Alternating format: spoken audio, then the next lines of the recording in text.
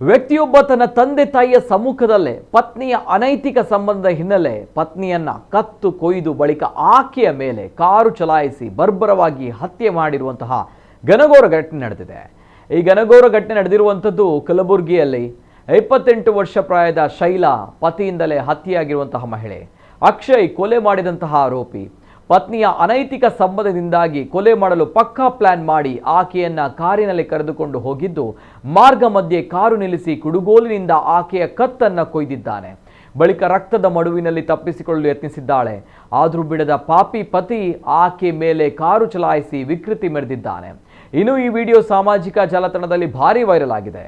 ಹಲವರು ಹಂತಕನ ಮೇಲೆ ಕಲ್ಲುಗಳನ್ನು ಎಸೆದು ಆಕೆಯ ಪ್ರಾಣವನ್ನು ಉಳಿಸಲು ಯತ್ನಿಸಿದ್ದಾರೆ. ಆದರೆ ಯಾವುದೇ ಪ್ರಯೋಜನವಾಗಲಿಲ್ಲ.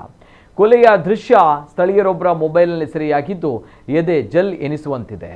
ಸದ್ಯ ಈ ವಿಚಾರವಾಗಿ ಪೊಲೀಸರು ಪ್ರಕರಣ ದಾಖಲಿಸಿ ಆರೋಪಿ ಹಾಗೂ ಆತನ ತಂದೆ ತಾಯಿಯನ್ನು ಬಂಧಿಸಿದ್ದಾರೆ.